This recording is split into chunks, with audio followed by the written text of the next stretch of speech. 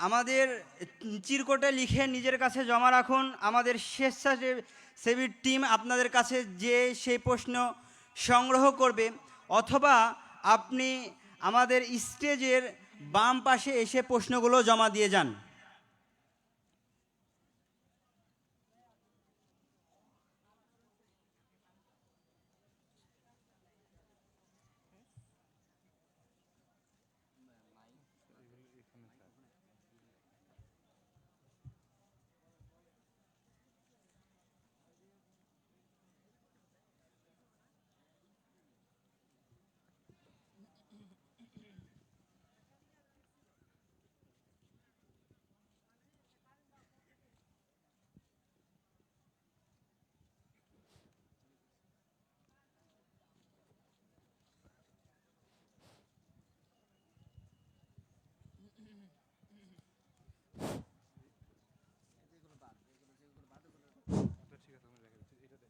السلام عليكم ورحمة الله وبركاته.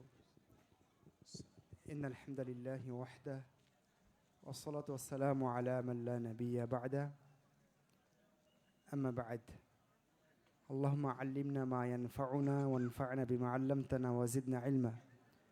رب يسر ولا تعسر وتمم علينا بالخير.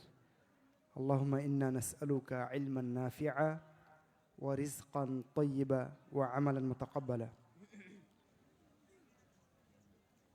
اللهم إنا نعوذ بك من علم لا ينفع ومن قلب لا يخشع ومن نفس لا تشبع ومن دعوة لا يستجاب لها. নবম বার্ষিক সালাফি কনফারেন্সে উপস্থিত সম্মানিত দিনী ভ্রাতৃমণ্ডলী, পর্দার অন্তরালে মা এবং ভগ্নীগণ, আজকে আমাদের সালাফি কনফারেন্সের একটা বিশেষ বৈশিষ্ট্য হচ্ছে আমরা প্রতি বছরই জুমাবার সকালবেলায় আপনাদের কিছু প্রশ্ন নিয়ে বসি।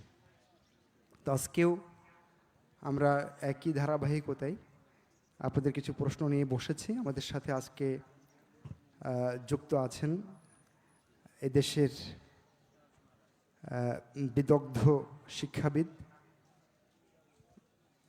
জাতীয় ইউনিভার্সিটির প্রফেসর, মদিনা ইসলামী বিশ্ববিদ্যালয় থেকে পিএইচডি করা, আপনাদের অত্যন্ত পরিচিত মুখ, প্রিয় মুখ, শেখ ডক্টর মনজুর ইলাহি।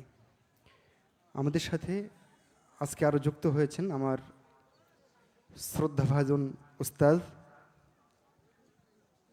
শেখ সঈদুর রহমান রিয়াদি হাফিজাহুল্লাহ তাআলা। আমরা আপনাদের প্রশ্নগুলো নিয়ে কথা শুরু করছি। প্রথমে একটা প্রশ্ন করেছেন যে ইসলামী রাজনীতি বলতে কী বোঝায়, বাংলাদেশে ইসলামী রাজনীতিতে অংশগ্রহণের জন্য করণীয় কী। একটু বলে রাখি যে আমরা যেহেতু অন্যান্য সময় কিন্তু এই রাজনৈতিক গণতান্ত্রিক প্রশ্নগুলো সাধারণত এড়িয়ে চলি, আমি আজকে বললাম এখন যে আমরা আজকে এই প্রশ্নগুলো বেশি বলবো, যেহেতু আমাদের আয়োজনটা কিন্তু রাজনীতি কেন্দ্রিক এবং আমরা কিন্তু কেউ রাজনীতির বাইরে নই। তো সুষ্ঠু এবং সুস্থ রাজনীতি আমাদের দরকার, রাজনীতির বাইরে আমরা কেউ নেই। সেই কারণে এইটা নিয়ে আলোচনা হওয়া দরকার, গঠনমূলক। তো যে প্রশ্নটি এসছে, ইসলামী রাজনীতি বলতে কী বোঝায়, বাংলাদেশে ইসলামী রাজনীতিতে অংশগ্রহণের জন্য করণীয় কী, আমি এই প্রশ্নটির জন্য শেখ ডক্টর মনজুর ইলাহিকে অনুরোধ করছি যে এই বিষয়ে যদি আপনি কিছু বলতেন। আসসালামু আলাইকুম রহমতুল্লাহি ওয়া বারাকাতুহু। আলহামদুলিল্লাহ ওয়াসসালাতু ওয়াসসালামু আলা রাসূলিল্লাহ ওয়া আলা আলিহি ওয়া আসহাবিহি ওয়া মান ওয়ালাহ।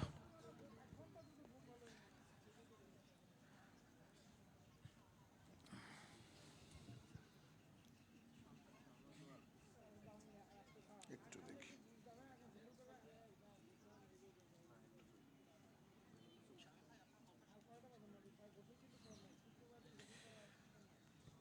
খুবই গুরুত্বপূর্ণ একটি প্রশ্ন এখানে করা হয়েছে। আমরা সংক্ষিপ্ত উত্তর দেওয়ারই চেষ্টা করব ইনশাআল্লাহ। রাজনীতি এটি কিন্তু বাংলা শব্দ, আর ইসলামের রাজনীতি এর যে প্রতিশব্দটা আমাদের সালাফ এবং ওলামাই কেরাম ব্যবহার করেছেন সেটা হচ্ছে দুটো শব্দ, একটা হলো সিয়াসা শারঈয়া আর একটা হলো আল আহকাম আস সুলতানিয়া। সিয়াসা শারঈয়া এই শব্দটাই ইসলামী রাজনীতি বলতে আমরা যেটাকে ইন্ডিকেট করব সেটা বোঝাতে সবচেয়ে বেশি উপযোগী আমরা বলবো। ইমাম ইবনে তাইমিয়া রাহিমাহুল্লাহ তিনি এর উপর লিখেছেন আসিয়াসা শারঈয়া ফি ইসলাহির রাঈ ওয়ার রাঈয়া। হ্যাঁ, তো এখানে যেটা আমরা দেখি যে বাংলায় রাজনীতি, রাজার নীতি হিসেবে ইন্ডিকেট করা হয়েছে, কিন্তু ইসলামে রাজনীতিটা রাজার নীতি না, এটা হলো আসিয়াসা আশ-শারঈয়া। ইসলামী শরিয়া স্টেটের যে পলিসিগুলো দিয়েছে, স্টেট বলতে রাষ্ট্র, একটা রাষ্ট্রের যে পলিসিগুলো এবং যে করণীয়গুলো নির্ধারণ করে দিয়েছে এটা হলো আসিয়াসা শারঈয়া। এই নীতিমালার আলোকে ইসলামী রাষ্ট্র চলবে, অথবা পৃথিবীর যে কোনো রাষ্ট্র ইসলামী নীতিমালা এবং অনুশাসনকে গ্রহণ করে সেই রাষ্ট্রটা চলবে, সেই রাষ্ট্রগুলো চলবে। এটাই হলো ইসলামী রাজনীতি। এখন আমাদের মধ্যে নানাবিধ প্রশ্ন তৈরি হয়, জিজ্ঞাসা তৈরি হয়, কারণ রাজনীতি আর সিয়াসা শারঈয়াকে আমরা এক করে ফেলেছি। আমাদের দেশের লোকাল রাজনীতির মধ্যে আমরা দেখতে পাচ্ছি এমন সব কিছু এখানে সম্পৃক্ত হয়েছে, ঢুকে গেছে, যেটা শরিয়া কখনোই অ্যালাউ করে না, ঠিক কিনা বলেন? ফলে আমরা মনে করি অনেকে রাজনীতি বা এই জাতীয় কাজ ইসলামে নেই। আসলে যেটা ইসলামে নেই সেটা হচ্ছে অন্যায়, জুলুম, নোংরামি, দুর্নীতি এবং আল্লাহ সুবহানাহু ওয়া তাআলার যে সার্বভৌমত্ব আছে এবং তার যে রুবুবিয়াত, উলুহিয়াতের যে স্বীকৃতি আছে, সেটা যদি রাজনীতি থেকে নাই হয়ে যায়, ইসলামের রাজনীতিকে কখনোই সমর্থন করে না। তাহলে ইসলামী রাজনীতির মধ্যে আল্লাহর রুবুবিয়ত এবং উলুহিয়াতকে শতভাগ স্বীকৃতি দিতে হবে এবং সেই রুবুবিয়ত এবং উলুহিয়াতের নীতিমালাগুলোকে মেনে নিয়ে প্রয়োগ করেই যদি রাজনীতি চালানো যায় তাহলে সেটা ইসলাম সমর্থন করতে পারে। আবারও বলছি, আসিয়াসা শারঈয়ার একদম খাঁটি নির্ভেজাল তর্জমা কিন্তু রাজনীতি নয়। কিন্তু যেহেতু রাজনীতি বলতে আমাদের এই দেশগুলোতে বা পলিটিক্স বলতে বিশ্বে এখন সেই নিয়ম নীতিকে বোঝানো হয় যেটা দিয়ে রাষ্ট্র চলে, অথবা রাষ্ট্র যারা চালাতে চান তারা এই পলিটিক্স কিংবা রাজনীতির মধ্যে সম্পৃক্ত। ফলে রাজনীতি এখন এমন একটা টার্ম হিসাবে ব্যবহৃত হচ্ছে যেটা বোঝা যায় যে রাষ্ট্রতন্ত্র চলানোর যে নীতিমালা সেটা হলো রাজনীতি। আমি আবারও বলছি, আসলে সিয়াসা শারঈয়ার দিকে আমাদেরকে যেতে হবে এবং এটাকে আমাদের পাঠ্যভুক্ত করতে হবে, বিশেষ করে আপার লেভেলে, যাতে করে ইসলামী রাষ্ট্রনীতির, ইসলামী রাজনীতির ধরন, বৈশিষ্ট্য, এর যে চমৎকার যে নীতিমালাগুলো আছে সেগুলো আমরা রপ্ত করতে পারি এবং আমাদের মুসলিম রাজনীতিবিদদেরকে আমরা সমৃদ্ধ করতে পারি, তাদেরকে আলোকিত করতে পারি, তাদেরকে পরামর্শ দিতে পারি। সেভাবেই যদি আগানো যায় তাহলেই আমার মনে হয় বাংলাদেশের রাজনীতি অথবা যে কোনো মুসলিম রাষ্ট্রের রাজনীতি ধীরে ধীরে আসিয়াসা শারঈয়াকে গ্রহণ করবে। আর যে আসিয়াসা শারঈয়ার কথা আমরা বলছি, বালা আহকাম সুলতানিয়ার কথা বলছি, এটা কিন্তু ইসলামের মৌলিক যে দলিলাদিল্লা আছে অথবা খোলাফায়ে রাশিদিনের যে নীতিমালা আছে সেখান থেকেই ইস্তেমবাদ করা, ডিরাইভ করা। অতএব আহকাম সুলতানিয়া কিংবা আসিয়াসা শারঈয়া আজকের পাশ্চাত্যের রাজনীতিবিদদের মতো নিজেদের চিন্তা গবেষণা করে কিছু নীতিমালা তৈরি করা নয়। এটা কমপ্লিটলি ডিভাইন রুলস, যেটা রব্বানি অথবা আল্লাহ সুবহানাহু ওয়া তাআলার পক্ষ থেকে তৈরি করা কিছু নীতিমালা।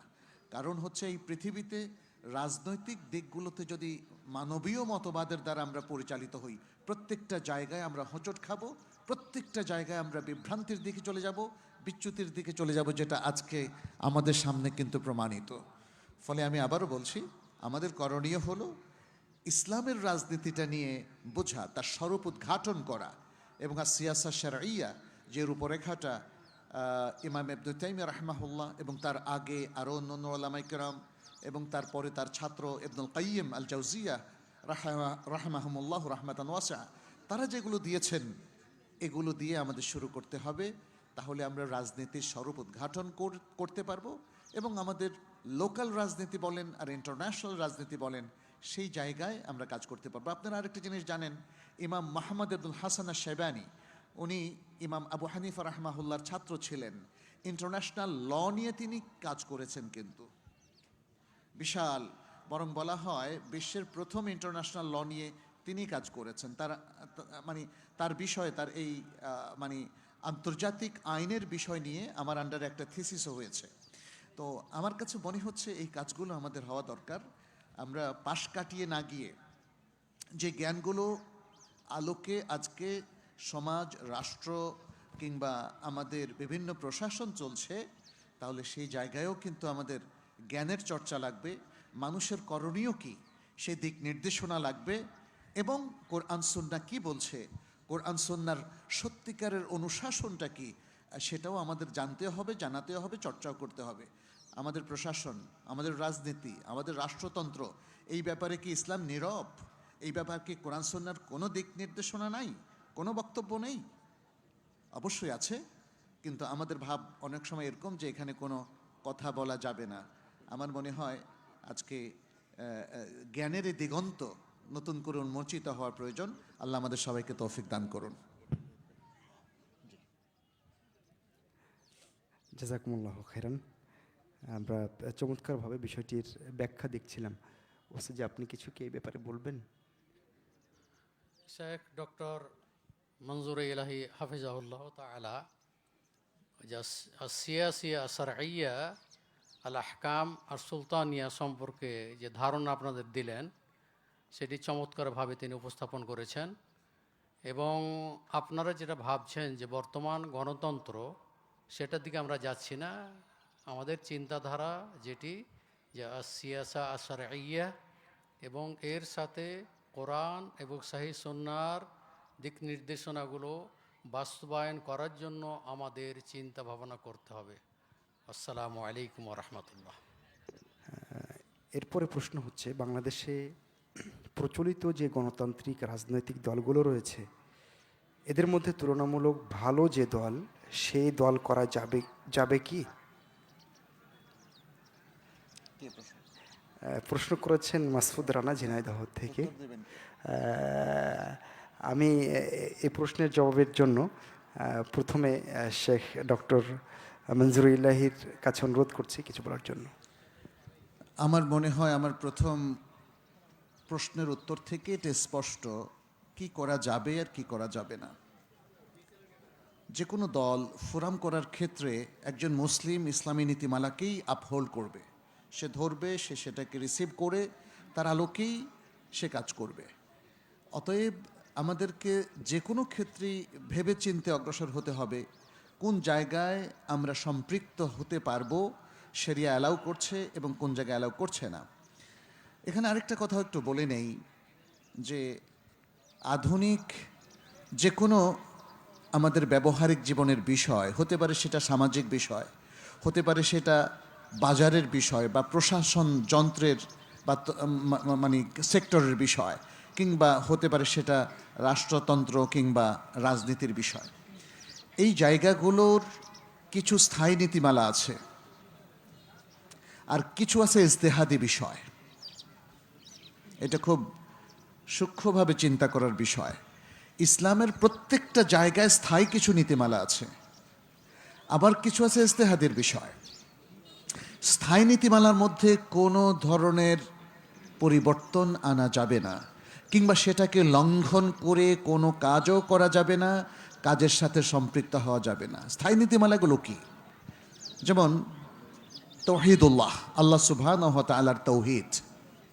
আপনি এমন কোনো কাজে, এমন কোনো চিন্তা চেতনায়, এমন কোনো দলে, এমন কোনো অ্যাক্টিভিটিসে সম্পৃক্ত হতে পারবেন না যেই সম্পৃক্ততা তাওহীদকে নষ্ট করে দেবে, তাওহীদকে ক্ষুণ্ণ করবে, আপনার তাওহীদি চেতনায় ঘাটতি করবে, আপনার বিশুদ্ধ আকীদা আমলকে প্রশ্নবিদ্ধ করবে।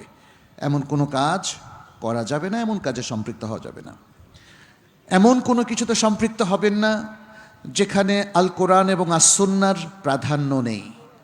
আল কোরআন এবং আসুন্নার প্রাধান্যকে ক্ষুণ্ণ করে আপনি কোনো রাজনীতি করতে পারবেন না, আপনি কোনো কাজ করতে পারবেন না, আপনি ব্যবসা বাণিজ্যে সম্পৃক্ত হতে পারবেন না। আমাদেরকে যদি জিজ্ঞেস করা হয় সুদের সম্পৃক্ত হওয়া যাবে, একদল লোক সুদের ভিত্তিতে ব্যবসা করবে, ওখানে অনেক প্রফিট, আমি কি সেখানে সম্পৃক্ত হতে পারবো? আপনারা বলেন তো পারবেন? এগুলো হলো স্থায়ী মূলনীতি। স্পষ্ট হারামের সাথে সম্পৃক্ত হওয়া যাবে না। পৃথিবীর সব মানুষও যদি বলে এই হারামের মধ্যে কল্যাণ আছে, তাহলে তাতে সম্পৃক্ত হওয়া যাবে না। এগুলো হলো স্থায়ী ইসলামের মূলনীতি। এখন আসেন কোন জায়গায় ইজতিহাদ করা যাবে, সেটা হচ্ছে হালালের এরিয়া। কিছু জায়গায় দলিলের ভিত্তিতে ইজতিহাদ করা এর সুযোগ সৃষ্টি হয়েছে, শরিয়ায় সুযোগটা দিয়েছে, তাই না? ইজতিহাদের সুযোগটা কি কিয়ামত পর্যন্ত আছে কিনা? আছে। কিন্তু এখানে একটা জিনিস খেয়াল করতে হবে, স্থায়ী মূলনীতিগুলোকে চেঞ্জ করার ক্ষেত্রে ইজতিহাদের কোনো সুযোগ নাই। কারণ একটা মূলনীতি আছে, লা ইজতিহাদা মা'আন নাস, লা ইজতিহাদা মা'আন নাস। ইসলামী শরিয়ার যে টেক্সট বা ভাষ্য, কোরআন এবং সুন্নাহর সুস্পষ্ট মূলনীতি যেখানে আছে, নির্দেশনা যেখানে আছে, সেখানে আমার আপনার নির্দেশনা চলবে না। সেখানে আমার আপনার নতুন করে চিন্তা ভাবনা পরিবর্তন করে নতুন কিছু আনায়ন করা, এটা সেখানে চলবে না। আজকে যদি আমরা বা আমাদের সমাজে কেউ সুদকে জায়েজ করতে চায়, আপনি কি তার সাথে সম্পৃক্ত হবেন? যদি মদকে কেউ জায়েজ করতে চায়, আপনি কি তার সাথে সম্পৃক্ত হবেন? যদি জেনা ব্যভিচারের কেউ লাইসেন্স দিতে চায়, আপনি কি তার সাথে সম্পৃক্ত হবেন? যদি সমকামিতাকে জায়েজ করতে চায়, আপনি কি তার সাথে সম্পৃক্ত হবেন? ক্লিয়ার? আমার কাছে মনে হয় মুসলিমদের কি করণীয় কি বর্জনীয় এটা আজকে অস্পষ্ট নয়, কোনো কালই অস্পষ্ট ছিল না। যেহেতু আমার আপনার নবী মুহাম্মদ সাল্লাল্লাহু আলাইহি ওয়াসাল্লাম তিনি বলেছেন, কি বলেছেন? তারাকতুকুম আলা মাহাজ্জাতিন বায়দা লাইলুহা কানাহারিহা লা ইয়াজিগু আনহা ইল্লা হালিক। তোমাদেরকে আমরা স্পষ্ট শুভ্র দলিলের উপর ছেড়ে যাচ্ছি। নবী সাল্লাল্লাহু আলাইহি ওয়াসাল্লাম বলছেন এর রাতগুলো দিনের মতোই উজ্জ্বল। ইসলামে রাতের কোনো অন্ধকার গলি নাই, অস্পষ্ট জায়গা নাই। ফলে আমি সংক্ষেপে এতটুকুই বলবো, যেহেতু সব স্পষ্ট, অতএব আপনি যদি রাজনীতি করেন, আপনি যদি এই সমাজে কোন দল করবেন করবেন না, এখানে যে গণতান্ত্রিক দলগুলো আছে কিংবা আরও অন্যান্য যে দলগুলো আছে, এই ক্ষেত্রে আপনার এই ইজতিহাদের কোনো অবকাশ নেই যে আমি হক আর বাতিলের মধ্যে ঢুকবো কিনা। তবে ইজতিহাদের অবকাশ আছে যদি আপনি আপনার অবস্থান থেকে কখনো কনফিউজড হন অথবা কখনো মনে করেন যে এর মধ্যে উম্মার মাসলাহাত রয়েছে, উম্মার মাসলাহাত রয়েছে, এরকম বেশ কিছু জায়গা কিন্তু আছে। সেটা হচ্ছে জনপ্রতিনিধি নির্বাচনের ক্ষেত্রে আপনার এলাকার ইউনিয়ন মেম্বার কে নির্বাচিত হবে। যদি 10 জন এখানে জনপ্রতিনিধি হিসাবে দাঁড়ায়, মন্দের ভালো হিসাবে একজনকে আপনি বেছে নিতে পারেন এবং সেই ব্যক্তিকে, যেই ব্যক্তি মনে করেন যে আপনার ঈমান আকীদার সংরক্ষণে কাজ করবে, কোরআন এবং সহিহ সুন্নাহর প্রমোশনে কাজ করবে, যে ব্যক্তি মুসলিমদের স্বাধিকার অধিকার সংরক্ষণে কাজ করবে, যে ব্যক্তি অমুসলিমদের পক্ষে কাজ করবে না, ইসলামের বিরুদ্ধে ষড়যন্ত্রে লিপ্ত হবে না, এমন ব্যক্তিকে বেছে নেওয়ার অধিকার আমাদের আছে ইজতিহাদের ভিত্তিতে। এক্ষেত্রে যদি কোনো ক্ষেত্রে একটু ভুলও হয়ে যায়, আশা করি আল্লাহ ক্ষমা করবেন। এর যে একটা মানে ফাতাওয়া, আমি এর পক্ষে সেটা বলবো, সেটা হচ্ছে ইসলামী ফিকহ কাউন্সিল, এটা শেখ বিন বাজ রাহমাহুল্লাহর নেতৃত্বে আমার যতটুকু মনে পড়ছে, মক্কার ফিকহ কাউন্সিল, সেখানে একটা রেজলিউশন হয়েছিল, প্রশ্ন করা হয়েছিল যে ইউনাইটেড স্টেটসে যে জনপ্রতিনিধি, কাউন্সিলর কিংবা মেয়র নির্বাচন হয়, সেখানে মুসলিমরা কি তাদের স্বার্থ সংরক্ষণের জন্যে মোটামুটি একটু বেটার লোককে নির্বাচন করতে পারবে কি না। তারা এটাই বলেছেন যে এটা ইজতিহাদি ইস্যু, মুসলিমরা অবশ্যই তাদের মাসলাহাতে কিছু কিছু সিদ্ধান্ত নিতে পারবে, কিন্তু তার মানে এই নয় যে তারা এই যে পাশ্চাত্য গণতন্ত্রকে তারা সমর্থন করে ফেললো, শিরকের তারা সহযোগী হয়ে গেল, বিষয়টা এমন নয়। আল্লাহ তাআলা আলাম। আমি এতটুকু বলে শেষ করলাম। জাযাকুমুল্লাহ খায়রান। আমার মনে হয় যে যে মূলনীতির কথা বলা হয়েছে, ইজতিহাদের বিষয়গুলো বলা হয়েছে, এর আলোকে আমরা আমাদের পথ খুঁজে নিতে পারবো। এবং আমার মনে হয় যে আমাদের এখানে আরও কিছু প্রশ্ন আছে যেগুলোর উত্তর আমরা এখান থেকে খুঁজে নিতে পারবো। তো যাই হোক, আমরা এখন একটু রাজনীতি থেকে অন্য জগতে যাচ্ছি। প্রশ্নটা আমাদেরকে সেদিকে নিচ্ছে। অনেক মানুষ রয়েছে যারা হাফেজ বা সুন্দর কোরআন পড়তে পারে, কিন্তু পরবর্তীতে মাদ্রাসায় পড়া শেষ করা সম্ভব হয়নি।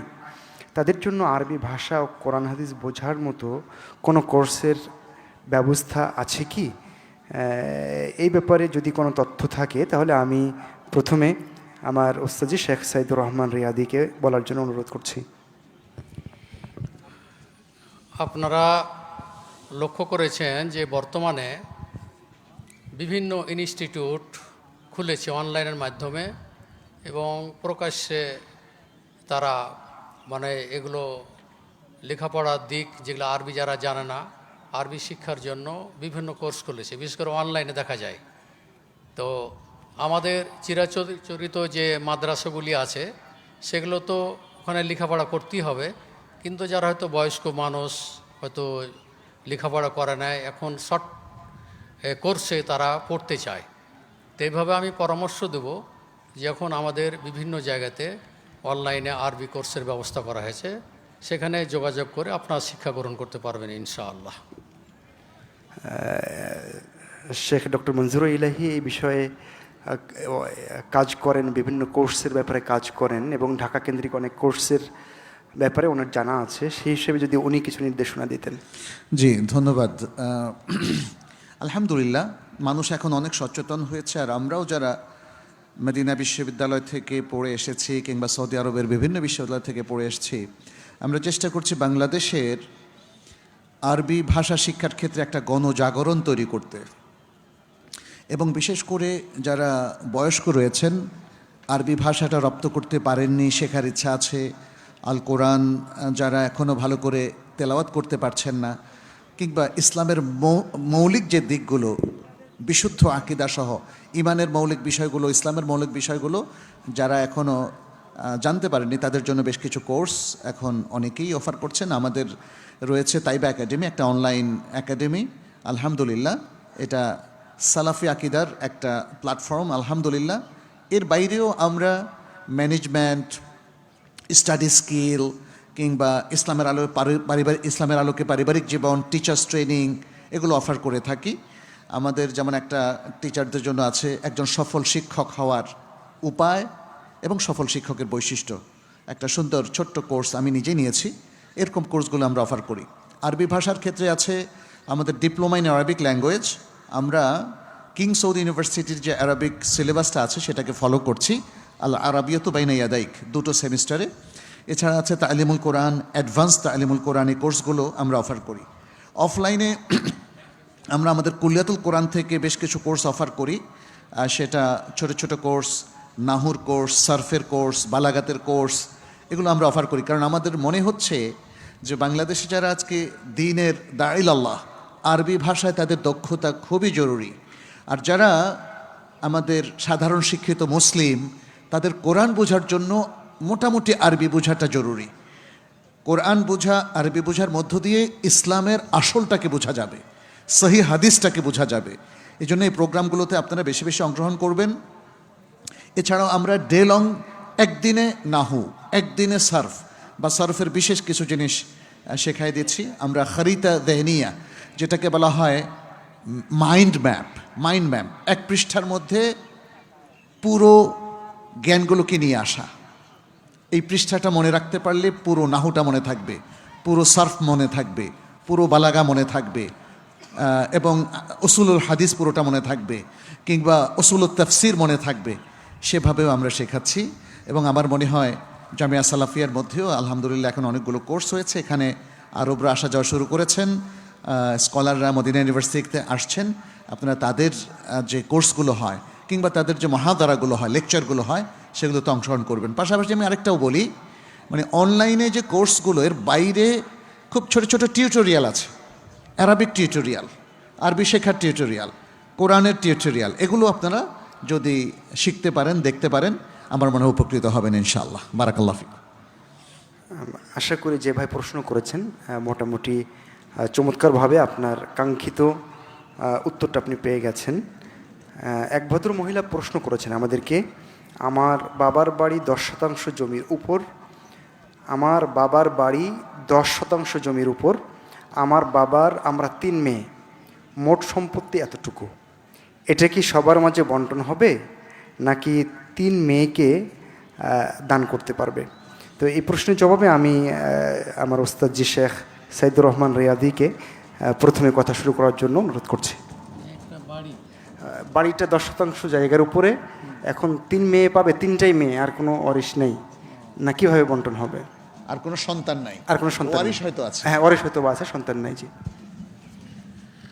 এর প্রশ্ন উত্তর সেটি হচ্ছে যে যেহেতু 3 মেয়ে আছে আর অন্য ওয়ারিশও আছে, তো 3 মেয়ে থাকলে সুলুসান তারা পাবে, 2/3 পাবে, আর বাকি যে অংশ থাকবে তারা যে ওয়ারিশ আছে তাদের মধ্যে এটা বণ্টিত হবে, এই তো নাকি? শেখ হ্যাঁ, 3 মেয়ে পুরোটা পাবে না।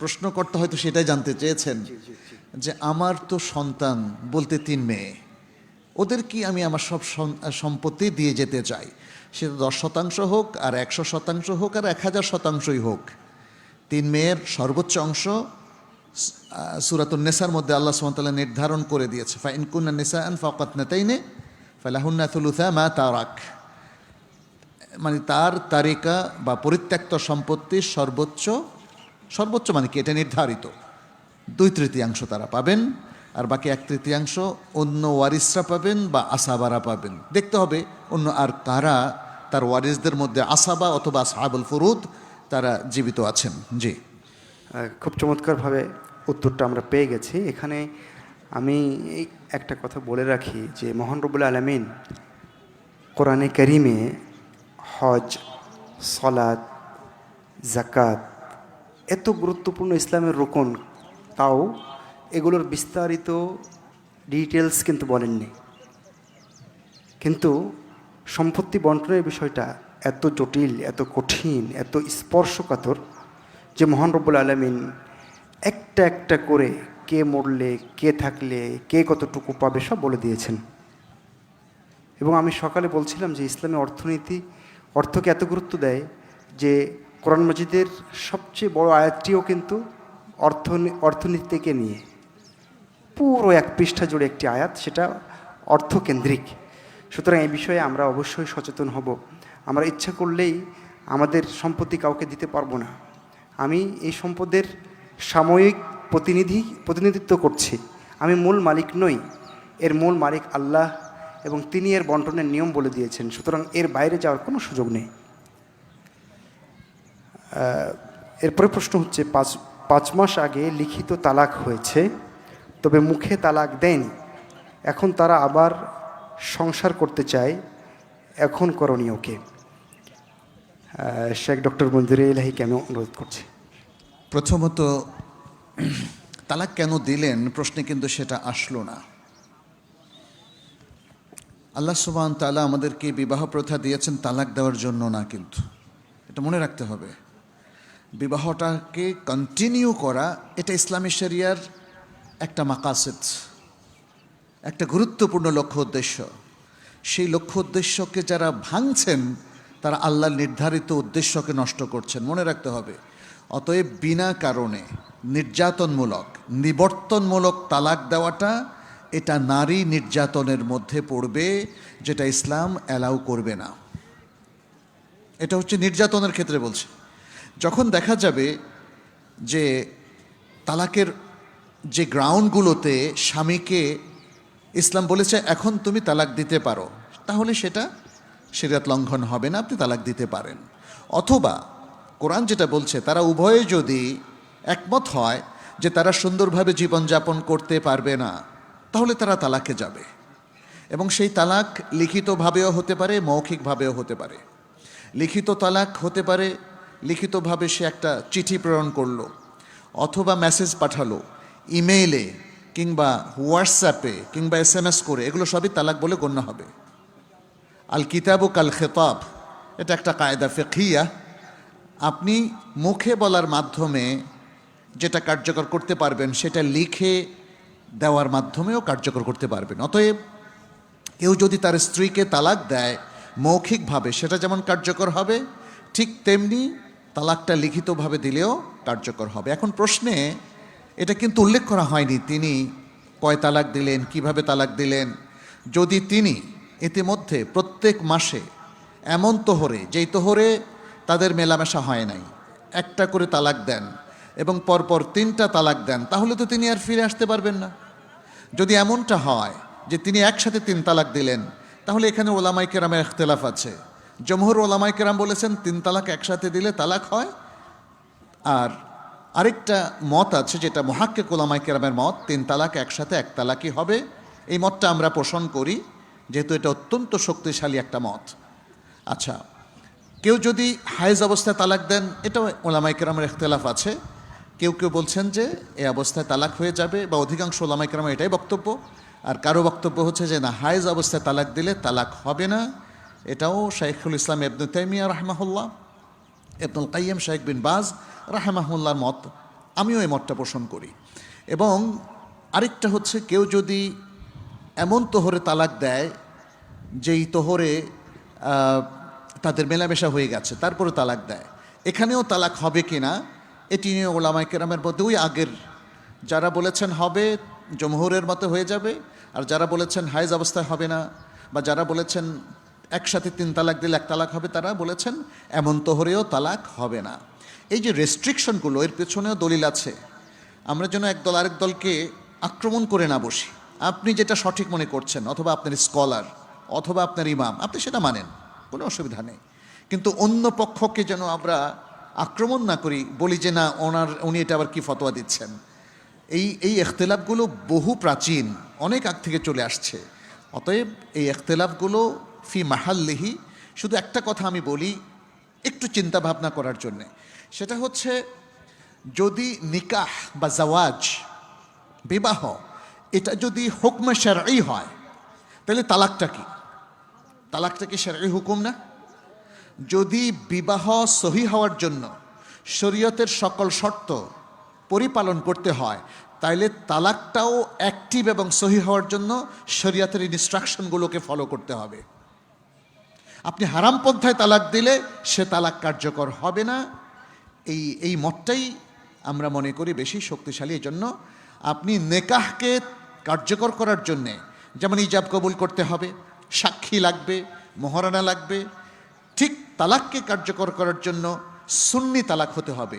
সুন্না পদ্ধতিতে আপনাকে তালাক দিতে হবে, সহি পদ্ধতিতে তালাক দিতে হবে, যেটা সহি সুন্নার বক্তব্য। সেটা কি? সেটা হচ্ছে একসাথে 3 তালাক দেওয়া যাবে না, একসাথে 1 তালাক। এবং এমন তোহরে তালাক দিবেন যেই তোহরের মধ্যে কোনো মেলামেশা হয় নাই, এবং হায়েজ অবস্থায় তালাক দেবেন না। হায়েজ অবস্থায় তালাক দিলে সেটা তালাকে বেদঈ, একসাথে 3 তালাক দিলে সেটা তালাকে বেদঈ। এমন তোহরে তালাক দিবেন যেই তোহরে তারা ইতিমধ্যে মেলামেশা করে ফেলেছে, এটা তালাকে বেদঈ, যেহেতু শরিয়া লঙ্ঘন করে তালাক দেওয়া হচ্ছে। আমি আশা করছি আপনারা বুঝতে পেরেছেন। শেষে আর ছোট্ট একটা কথা বলে শেষ করব। তালাকের মাসআলাটা যদি কারো ব্যক্তিগত জীবনে এটা ঘটে যায়, আপনারা এভাবে ছোট্ট প্রশ্ন করে সলিউশনটা নেবেন না। আপনার তালাকের সাথে ঘটে যাওয়া পুরো ঘটনা প্রবাহ আমাদেরকে জানতে হবে, ভালো করে বুঝতে হবে। যিনি ফাতাওয়া দিবেন তিনি চুলচেরা বিশ্লেষণ করে, আপনার স্বামীর বক্তব্য শুনে, স্ত্রীর বক্তব্য শুনে এবং 2 পরিবারের বক্তব্য শুনে শুনানি করে তারপর একটা সিদ্ধান্তে আসতে হবে। দেন শরিয়ার সঠিক হুকুমটা আপনাদের ক্ষেত্রে বলে দেওয়া যাবে এবং কার্যকর করা যাবে। আর যদি খুব সংক্ষেপে আপনারা হুকুমটা নিতে চান, তাহলে আপনার একটা বিপর্যয়ের মধ্যে পড়তে হবে। এবং আমি দেখেছি অধিকাংশ তালাকের মাসালা নিয়ে ইনার কাছে যান, উনার কাছে যান, ইনার কাছে যান, এবং আমি অনেককে দেখলাম যে আমাকেও বলছে এটার আমি একটা ফাতাওয়া যেমন জামিয়া সালাফিয়া থেকে নিয়েছি, আব্দুর রাজ্জাক বিন ইউসুফ হাফেজাহুল্লাহর কাছ থেকে নিয়েছি। আমি বললাম তাইলে আমার কাছে কেন আসলেন? আপনার যে কোনো একজন মহাক্কিক আলেমের ফতোয়াই যথেষ্ট, বাট তার সাথে আপনাকে বসতে হবে। আমি এই কথাগুলো বললাম যেহেতু আমি জানি যে এটা রেকর্ড হচ্ছে এবং হয়তো এখানে যারা আছেন এর বাইরে অন্যরাও জানছেন। এটা একটা মূলনীতি, তালাকের এগুলো হচ্ছে মূলনীতি। এই মূলনীতিগুলো আমরা যদি ফলো করি তাহলে আশা করি যে সঠিক সিদ্ধান্ত এখানে নেওয়া, বের করা এবং বাস্তবায়ন করা সম্ভব হবে ইনশাআল্লাহ। এ মাসলার ব্যাপারে আমরা দীর্ঘ 23 বছর থেকে এই তালাকের ফতোয়াগুলোই বেশি আসে। তো ডক্টর মনজুরে ইলাহি হাফিজাহুল্লাহ তাআলা যে উত্তর দিলেন, তিনি গবেষণা করে উত্তর দিয়েছেন। এখানে কয়েকটি জিনিস ফাঁক রয়ে গেছে, যেহেতু প্রশ্ন মানে এটি স্পষ্টভাবে এখানে প্রশ্ন করা হয় নাই।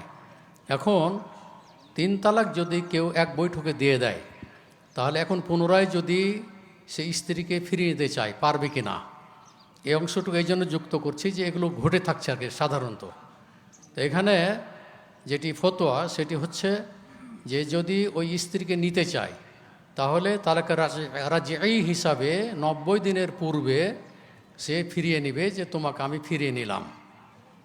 আর আমাদের দেশে যে হিল্লা বিবাহর যে প্রথা আছে, কেউ যদি একসাথে 3 তালাক দিয়ে দেয় তখন কি করে, হিল্লা বিবাহর আশ্রয় নেয়। আর হিল্লা বিবাহটা শরীয়তে সম্পূর্ণ হারাম। কারণ এটাকে কেউ বলে এই পাঁঠা বিবাহ, কেউ বলে এটা এক রাত্রির জন্য বিবাহ দিয়ে এটা জায়েজ করেছে হচ্ছে আল্লাহ রসুল এবং আল্লাহ তাআলা। লাআন আল্লাহু আল মুহাল্লিল ওয়াল মুহাল্লাল লাহু, যার জন্য আল মুহাল্লিল হলো আজাউজু সানি, মানে যার সাথে বিবাহ দিল, আর মুহাল্লাল লাহু মানে প্রথম স্বামী। তো উভয়ের প্রতি আল্লাহ এবং আল্লাহ রসুল কী করেছেন, অভিশাপ দিয়েছেন। সুতরাং হিল্লা বিবাহ শরীয়তে হারাম। আর একসাথে 3 তালাক দিয়ে যদি স্ত্রীকে ফিরিয়ে নিতে চায় 1 তালাকই গণ্য হবে। এইভাবে আরেকবার দিল 2 তালাক, এরপরে যদি আবার নিয়মতান্ত্রিকভাবে তালাক দেয় তাহলে 3 তালাক। এরপরে ফাইন তাল্লাকাহা ফালা তাহিল্লু লাহু মিন বা'দু হাত্তা তানকিহা জাওজান গায়রাহু। এখান থেকে হিল্লা বিবাহকে এক শ্রেণীর আলেমেরা এটাকে জায়েজ করেছে, এটা হারাম। তো যাক, আমি যেটা বলতে চাচ্ছি যে এইভাবেই দুর্ঘটনা ঘটে যায় যে একসাথে 3 তালাক দিয়ে পুনরায় তাকে ফিরিয়ে নিতে চায়, ওখানে 1 তালাকই হবে, তালাকে রাজি হিসাবে 90 দিনের পূর্বে তাকে ফিরিয়ে নেবে। আবার যদি এই ঘটনা ঘটে যায় আবার 90 দিনের পূর্বে ফিরিয়ে নিতে পারবে। কিন্তু 3য় তালাক যদি হয়ে যায় তাহলে সেটি আর ফিরিয়ে আনার কোনো সুযোগ থাকবে না। আর দ্বিতীয় কথা হলো যে এখন বর্তমান যুগে মেয়েরা স্বামীর বিনা দোষে তারা তালাক চাচ্ছে। তো এটাও আল্লাহ রসুল সাল্লাল্লাহু আলাইহি ওয়াসাল্লাম বলেছেন যে যদি কোনো মেয়ে যদি বিনা কারণে বিনা দোষে যদি স্বামীর কাছ থেকে তালাক চায়, তা আল্লাহ রসুল সাল্লাল্লাহু আলাইহি ওয়াসাল্লাম বলছেন যে ফাহারামুন আলাইহা রাইহাতুল জান্নাহ, তাহলে সেই নারী জান্নাতে যাওয়াতে দূরের কথা, জান্নাতের খুশবু বা সুগন্ধি পর্যন্ত সে পাবে না। যাই হোক, এই ব্যাপারে অনেক কথা আছে, যেহেতু এটা শর্ট টাইম, সংক্ষিপ্ত আকারে খুতবা নাই আপনার উত্তর দেওয়া 2 থেকে 3 মিনিটের মধ্যে। তো যাই হোক, আমি এই বিষয়ের পরে যেহেতু আমি ফতোয়া বোর্ডের সাথে সম্পৃক্ত, দীর্ঘ মাসিকা তাহারিকের সাথে আমি শেখ আব্দুর রাজ্জাক বিন ইউসুফ 2 ভাই ছিলাম আমরা ওখানে, এখন ATSM-এর সাথে জড়িত আছি, এখানে আসি ফতোয়া বোর্ডে। তো এই ফতোয়া নিয়ে গবেষণা করি, তার মধ্যেও ভুল ভ্রান্তি হয়ে যায়। আল্লাহু আলাম। আসসালামু আলাইকুম ওয়া রাহমাতুল্লাহ। মাশাআল্লাহ তাআলা তাবারাকা তাআলা, খুবই চমৎকারভাবে আমরা অনেকগুলো বিষয় এখানে জানতে পেরেছি। তালাকের ব্যাপারে তালাকটা অনেক বেশি বেড়ে গেছে, আমার কাছেই প্রায়ই তালাকের ফতোয়া আসে। শেখ ডক্টর মনজুরে ইলাহি সর্বশেষ যে কথাটি বলেছেন আমার কাছে, আমি এটা অনেককে বলি যে ফোন করে আমার কাছে তালাকের ফতোয়া চাইবেন না। আপনারা 2 জনই আসবেন, আমার সামনে বসবেন, জেরা হবে, কথা হবে, কি হয়েছে ঘটনা জানা হবে, তারপরে উত্তর দেওয়া হবে। এর বাইরে গেলে তালাকের ফতোয়াতে ভুল হয়ে যাওয়ার সম্ভাবনা থাকে। তো সেটা আমরা খেয়াল রাখার চেষ্টা করব। আপনারা কেউ যদি ভুক্তভোগী হয়ে যান, সমস্যায় পড়েন, তাহলে সরাসরি যাবেন কোনো আলেমের কাছে, আপনার কাছে যাকে নির্ভরযোগ্য মনে হয়। এভাবে সংক্ষিপ্ত উত্তর প্রশ্ন করার কারণেই কিন্তু আমাদের অনেক বিস্তারিত কথা বলতে হয়েছে। অবশ্য আমাদের কিছু লাভ হয়েছে। আর এখান থেকে যারা সঞ্চালনায় আছেন অনুষ্ঠান, তারা বলছেন যে যত সংক্ষিপ্ত উত্তর দেওয়া যায় 1-2 মিনিটে, তাহলে আমরা বেশি প্রশ্ন নিতে পারবো। এটা কথা ঠিক, তবে কিছু প্রশ্ন আবার সংক্ষিপ্ত দিলে ভেজালও আছে। তো যাই হোক, আর একটা কথা ওই প্রশ্নের সাথে আমি একটু যুক্ত করতে চাচ্ছি। যেহেতু আপনার 5 মাস হয়ে গেছে প্রথম তালাক, তো যদি প্রথম তালাক দিয়ে বসে থাকেন, কোনো কিছুই করেননি, তাকে ফিরিয়েও নেননি, আবার তালাকও দেননি, 5 মাস পার হয়ে থাকে, তাহলে সেক্ষেত্রে আপনাদেরকে আবার সংসার করার সুযোগ আছে এবং নতুনভাবে বিয়ে পড়াতে হবে। এটা অবশ্যই খেয়াল রাখবেন। তো যাই হোক, আমরা এখন আরেকটা প্রশ্নে যাচ্ছি। আমার এক ভাই, এখানে আরেকটা জিনিস, আপনি যে তালাকটা দিচ্ছেন, আবার যদি সংসার করেন বা সংসার করার সুযোগ থাকে, সংসার শুরু করেন, তাহলে ওই তালাকটা কিন্তু আপনার রেজিস্ট্রিতে থেকে যাচ্ছে, মানে আপনার ঝুলিতে ওই তালাকটা কিন্তু থেকে যাচ্ছে। এরপরে যদি আবার 10 বছর পর আবার তালাক দেন, তাহলে এটা দ্বিতীয় তালাক হবে। সুতরাং এটা খুব হিসাব করে করতে হবে। তালাক দিবেন না, দিবেন কেন, যেটা শায়েখ শুরু করেছিলেন, এটাই আমাদের কথা। আমার এক ভাই ঋণ করে পলাতক। এখন আমি কি তার দেনা পরিশোধের বিনিময়ে আমার মায়ের অংশের জমি থেকে ঋণ সমপরিমাণ জমি নিজের নামে নিতে পারবো? ঋণ করে পালিয়েছে, এখন মায়ের জমি থেকে ওই তার ঋণ শোধ করব আর জমি নিয়ে নিব, এটা পারবো কি না? আমি শেখ ডক্টর মঞ্জুর ইলাহিকে বলার জন্য বলছি। 2 ভাই, এক ভাই ঋণ করে পালিয়েছেন বাইরের কোনো মানুষ থেকে। এখন তিনি সেই ঋণটা শোধ করবেন এবং সেই ঋণের পরিবর্তে জমি নিয়ে নেবেন। এটা একটা পারিবারিক সিদ্ধান্তের ব্যাপার, এটা অটোমেটিক হবে না।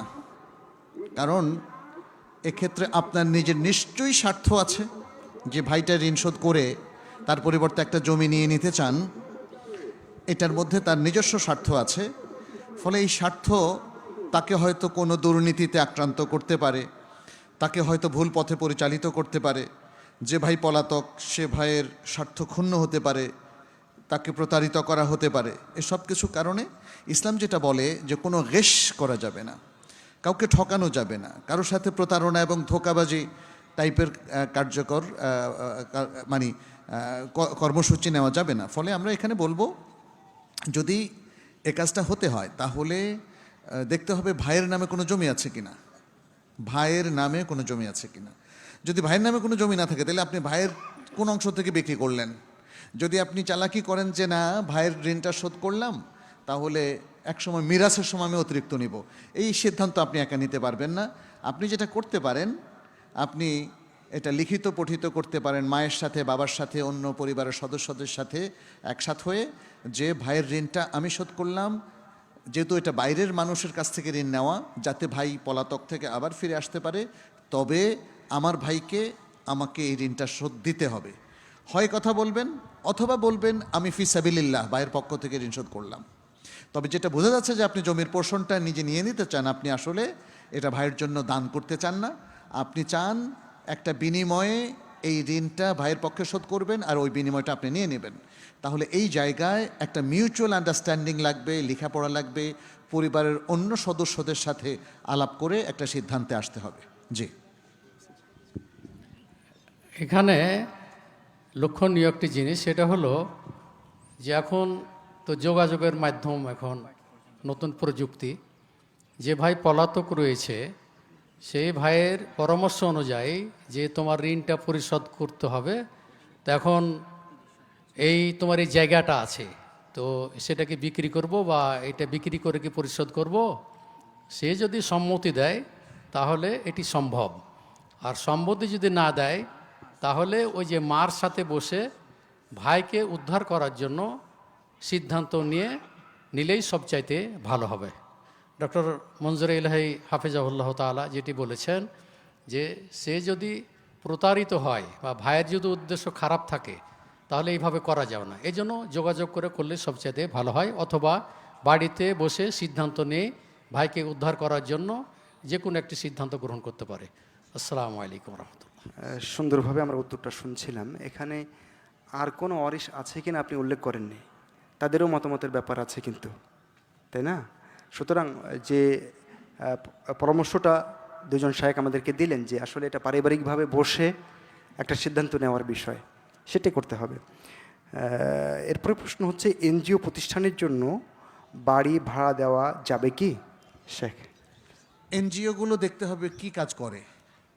এনজিওগুলো যদি শরিয়া সম্মত বৈধ কাজের মধ্যে থাকে তাহলে দিতে পারবেন, তাহলে আপনার কোনো সমস্যা নাই। এনজিওগুলো যদি শরিয়া লঙ্ঘনজনিত কোনো কাজে লিপ্ত থাকে, যেমন সুদি কারবার করে, অথবা ইসলাম বিরোধী কার্যক্রমে লিপ্ত, অথবা জুলুম কিংবা এদেশের স্বার্থবিরোধী কোনো কাজে লিপ্ত, তাহলে তারা লিপ্ত হওয়ার কারণে যতটা গুনাহগার, আপনি ভাড়া দেওয়ার কারণেও সেরকম গুনাহগারের অংশীদার হলেন। অতএব সেই জায়গায় করবেন না। কোনো এনজিও যাদের অ্যাক্টিভিটিসটা হারাম, তাদেরকে যদি আপনি ভাড়া দেন তাহলে আপনার ইনকামও হারাম হবে। এখন বেশিরভাগ এনজিও যেগুলো সব সুদের সাথে সম্পৃক্ত আমাদের জানা মতে। অতএব এখান থেকে বেঁচে থাকার চেষ্টা করতে হবে এবং তাদেরকে ভাড়া না দেওয়াটাই ভালো মনে করি। এখানে ভাই যেটা বললেন, শেখ ডক্টর মনজুর ইলাহি হাফিজাহুল্লাহ তাআলা, সেটি হচ্ছে যদি আপনি জেনে শুনে যে ওরা সুদ সাথে লেনদেন, তারপরে ওরা ওখানে অন্য কার্যক্রম পরিচালনা করে, তাহলে সে যা পাপ করবে আপনার পরেও পাপের একটা অংশ বর্তাবে। অতএব এনজিওকে ভাড়া দেওয়া থেকে বিরত থাকাটাই ভালো মনে করছি। আল্লাহ আলাম। জি, যদি একান্ত মনে হয় যে আপনি যাচাই করে দেখতে পেরেছেন যে আসলেই এরা ভালো, এরা ইসলামের পক্ষে আছে, বিরুদ্ধে যায় না, শুধু সেটা বাদ দিয়ে। এরপরে প্রশ্ন হচ্ছে, গণতান্ত্রিক পদ্ধতিতে যদি কোনো ইসলামী দল ক্ষমতায় যায় তাহলে অন্যান্য দলের তুলনায় রাষ্ট্রের বেশি উপকার হবে কি না? আমি বলবো। জি, জি। আচ্ছা, ইসলামিক দলগুলো সারা বিশ্বের বর্তমান পরিস্থিতিতে কতটা সফল হবে, এটা যেমন একটা দেখার বিষয়, ঠিক তেমনি এটাও দেখার বিষয় তাদের ম্যানিফেস্টেশন, যে বিষয়গুলো আছে, দলীয় কার্যক্রম, সব কিছু কতটা ইসলামিক। এক্ষেত্রে আমাদের যেটা করণীয়, অবশ্যই আমরা বেশি খারাপের চাইতে যারা মোটামুটি বেটার, আমরা তাদেরকে কিছু নাসিহা দিতে পারি, যারা হয়তো আমাদের ইসলামিক পরামর্শটা মানবে। এখানে খুব মোটা দাগে কঠিন কথা না বলে যেটা আমরা করতে পারি সেটি হচ্ছে, যেহেতু আদ্দিন ওয়ান নাসিহা, তাই না? কিল আলিমান ইয়া রাসূলুল্লাহ ক্বালা লিল্লাহি ওয়া লিরাসূলিহি ওয়া লিআইম্মাতিল মুসলিমিনা ওয়া আম্মাতিহিম। তো এখানে নাসিহা তো সবাইকেই দেয়া যায়। আমরা অনেক সময় চিন্তা করি যে আমরা রাষ্ট্রতন্ত্রের সর্বোচ্চ পর্যায়ের লোকদেরকে নাসিহা দেব, অনেক সময় আমিও চিন্তা করেছি, কিন্তু দেখা গেল কোনো সুযোগ করতে পারি নাই। হ্যাঁ, তাহলে ইসলামিক কোনো দল যদি হয়তো কাছাকাছি থাকে, তাদেরকে নাসিহা দেওয়াটা একটু বেশি সহজ বলে মনে হচ্ছে। কিন্তু মনে রাখতে হবে, আমাদের ওই মূলনীতিটাকে সামনে রেখেই আমাদেরকে কাজ করতে হবে। আজকের গণতান্ত্রিক প্রক্রিয়া বা পাশ্চাত্য গণতান্ত্রিক প্রক্রিয়া আমাদের দেশে যেটা চালু আছে, এই অবস্থায় যদি কোনো জনপ্রতিনিধি এসে যায় যে হয়তো একটু মন্দের ভালো, অথবা দেশের কোনো বিশেষ জায়গায় কেউ যদি চলে যায়, তাহলে তাদের সাথে আমাদের দৃষ্টিভঙ্গি হবে তাদেরকে নাসিহা করা। এবং মনে হচ্ছে অন্য ইসলাম বিরোধী যে কাউকে নাসিহা করার চাইতে হয়তো তাদেরকে নাসিহা করাটা সহজ হবে। নাসিহার মধ্যে আছে গঠনমূলক সমালোচনা, এবং আমি সবাইকে বলবো, যারা ইসলামকে ভালোবাসেন তাদের মধ্যে ত্রুটি থাকুক যাই থাকুক, প্রত্যেকে দিল খোলা রাখবেন নাসিহা গ্রহণ করার জন্য এবং সমালোচনা গ্রহণ করার জন্য। কারণ এই দিকটা যদি উন্মুক্ত না থাকে তাহলে কিন্তু সংশোধনের পথ বন্ধ হয়ে যাবে, রুদ্ধ হয়ে যাবে। যে ফ্যাসিবাদের কথা বলা হচ্ছে সেটা আসলে ইসলামে গ্রহণযোগ্য নয়। এতটা জোর করা যে সবার মুখ বন্ধ, কথা বলা যাবে না, কলম চালানো যাবে না, সমালোচনা করা যাবে না, ভুল ধরা যাবে না, কারেকশন করা যাবে না, না, এটা ইসলামিক নয়। অতএব আমরা আশা করব, আমরা যারা যেমন ধরেন বিশুদ্ধ আকীদার চর্চা করছি, জ্ঞানের চর্চা করছি, এবং জ্ঞানের চর্চাটাই ইসলামের 1 নম্বর প্রায়োরিটি, এটা আমি আগেও বলেছি এখনও বলছি। এই জায়গাটাই মানে সঠিকভাবে চর্চা করলে ইসলামটা টিকে থাকে। শুধু রাজনীতি করলে ইসলাম টিকে থাকবে না, শুধু প্রশাসনকে ঠিক রাখলেও ইসলাম ঠিক থাকবে না, যদিও ওই জায়গাগুলো হচ্ছে ক্ষমতার জায়গা। যাই হোক, আমি মনে করি যে কোনো ইসলামপন্থী দল অথবা কোনো জাগতিক দল যায়, যদি তারা আমাদেরকে সুযোগ দেয় তাহলে আমরা তাদের গঠনমূলক সমালোচনা করব, এক। দ্বিতীয় হচ্ছে তাদেরকে নাসিহা করব। তিন, তারা যেন ইসলামের জন্যে এবং ইসলামকে প্রতিষ্ঠার জন্যে কার্যকর পদক্ষেপ গ্রহণ করে এবং তারা যেন আমাদের এই প্রতিষ্ঠানগুলোকে সমর্থন দেয়, সাহায্য সহযোগিতা দেয়। এই ধরনের কথাগুলো তাদের কাছে আমরা উপস্থাপন করব এবং সেজন্যে ঠিক যতটা জাগতিকভাবে যতটা ইন্টারাকশন দরকার, একটু সুন্দর ব্যবহার করা দরকার, আমরা সেটা করব। কিন্তু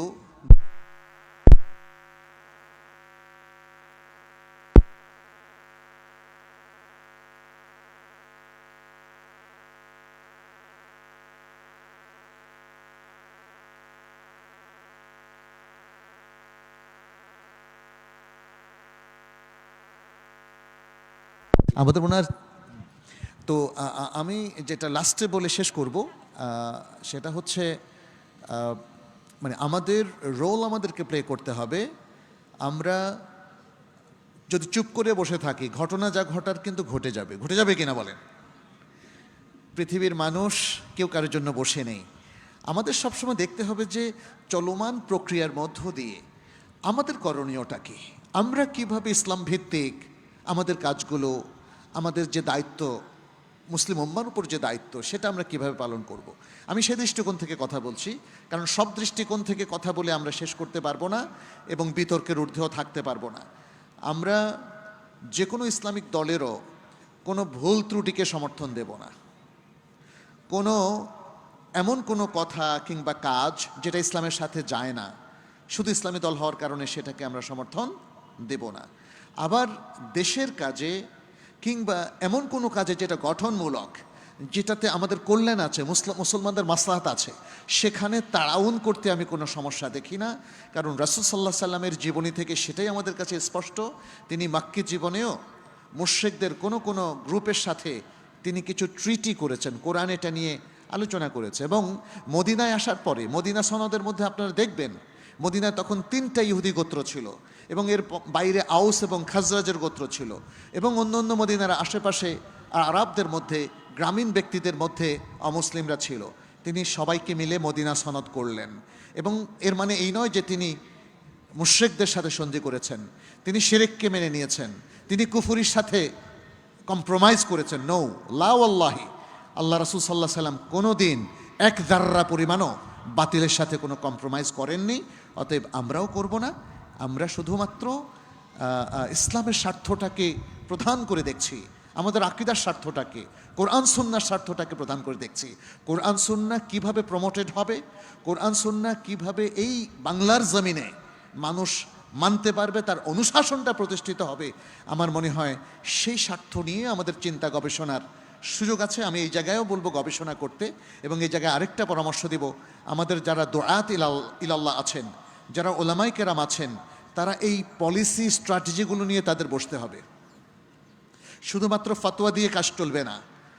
এই জায়গায় আমাদের মুসলিমদের করণীয়, আমাদের যারা মুসলিম উম্মার মেইন স্ট্রিম, তাদের করণীয় কিভাবে বিভিন্ন ক্ষেত্রে পলিসি স্ট্র্যাটেজিগুলো আমরা অ্যাপ্লাই করব, সেই কাজটা দরকার। আমি সেই কাজের দিকেও আহ্বান জানাই। তাহলে আমার কাছে মনে হয় আমরা হয়তো কোরআন সুন্নাহর সবচেয়ে কাছাকাছি অবস্থান করতে পারবো। আল্লাহু তাআলা আ'লাম। আরেকটি প্রশ্ন এসছে, প্রচলিত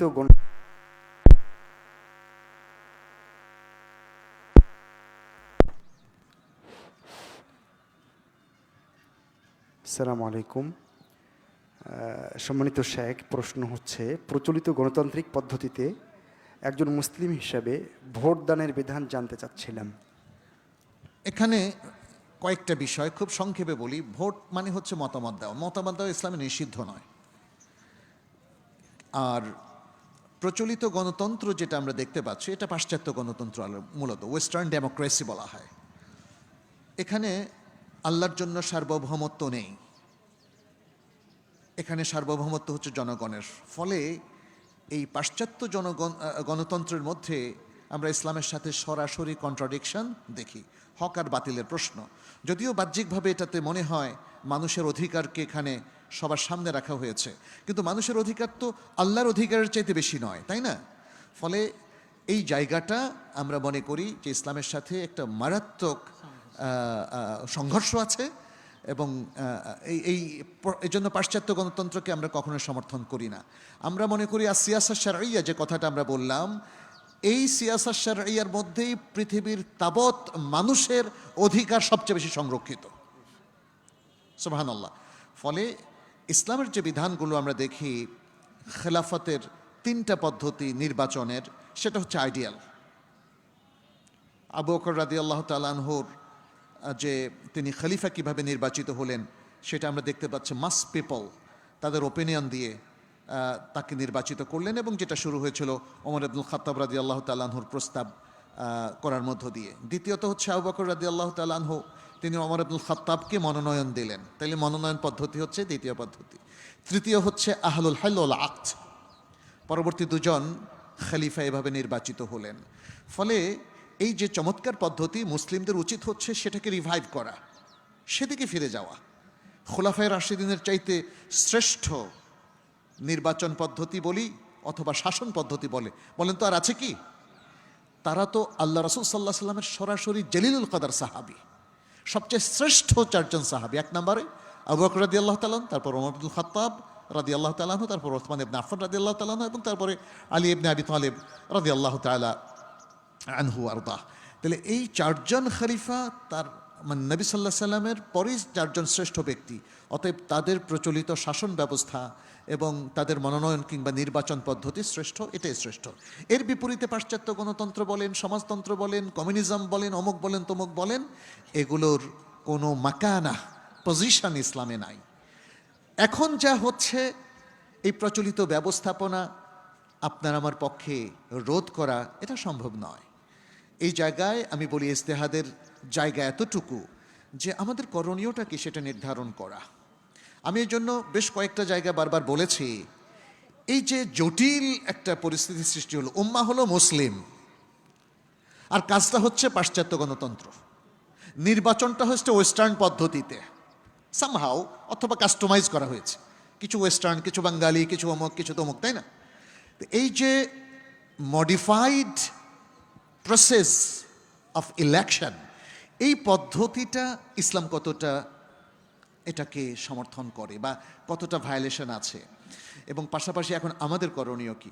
এই জায়গায় আমি এক্সপেক্ট করব আমাদের ওলামায়ে কেরাম যেন একটু বসেন, বিচ্ছিন্নভাবে কথা না বলি, আমরা একযোগে কথা বলি, একই রেকমেন্ডেশন মানুষকে দেই, মানুষ যেন বিভ্রান্ত না হয়।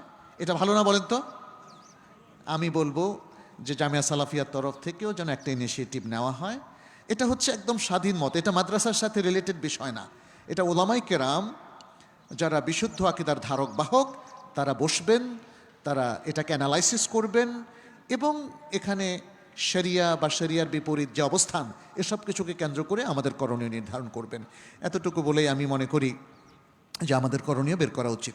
আল্লাহু তাআলা আলাম। আপনি কিছু বলবেন?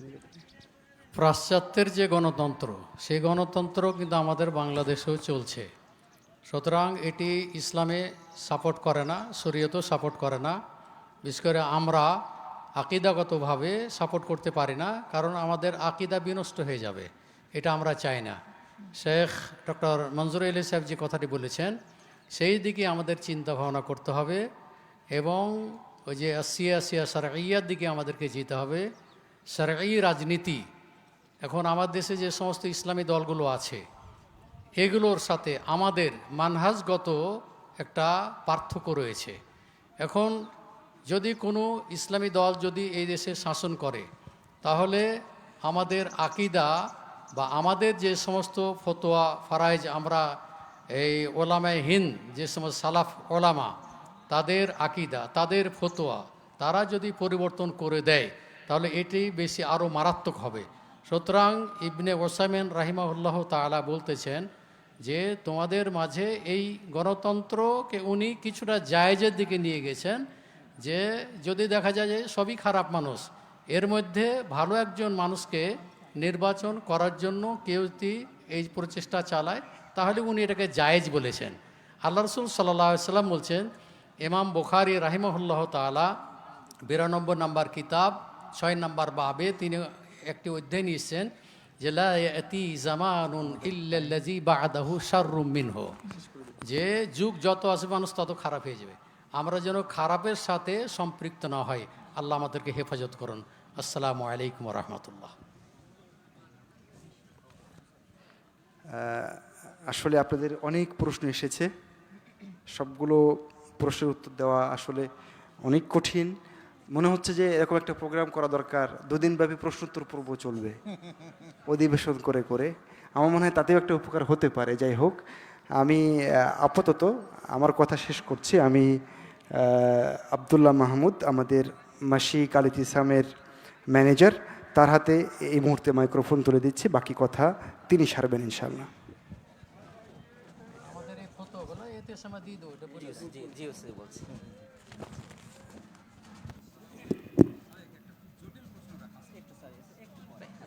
আসসালামু আলাইকুম রহমতুল্লাহ।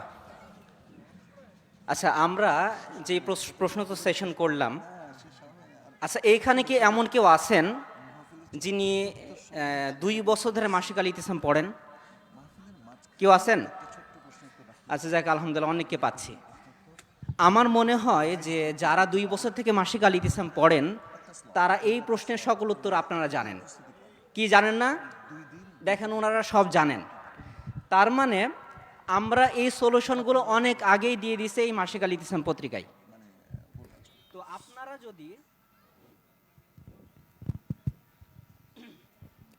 আপনারা যদি মাসিক আল ইতিসাম প্রতি মাসে সংগ্রহ করেন, আমার মনে হয় না যে এই প্রশ্নগুলো আপনাদের ভিতরে আর থাকবে, এগুলো সমাধান হয়ে যাবে ইনশাআল্লাহ। এবং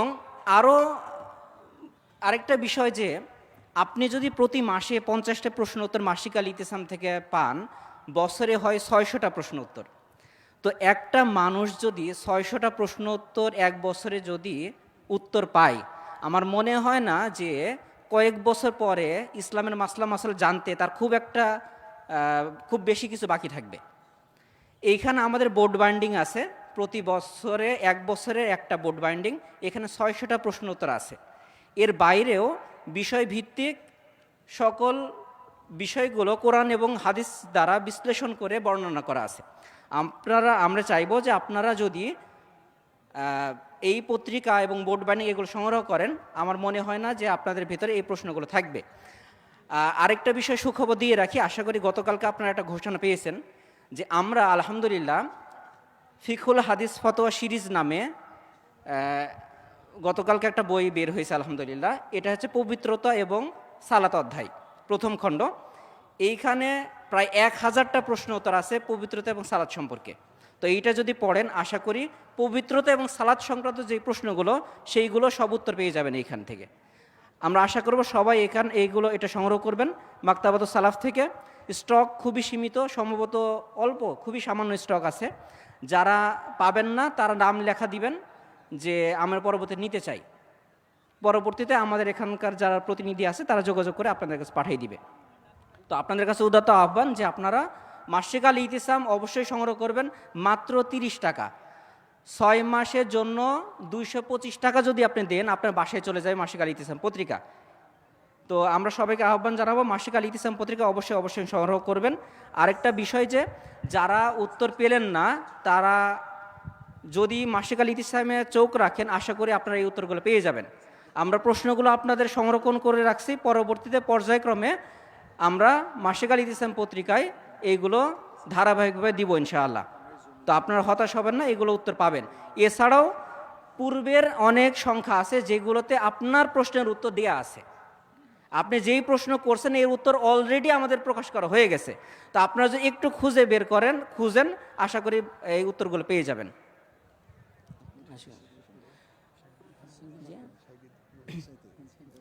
তো যাই হোক, জাযাকাল্লাহ খায়ের শায়েখদেরকে, তারা খুব মূল্যবানভাবে আমাদের এই উত্তরগুলো দিলেন গুরুত্ব সহকারে।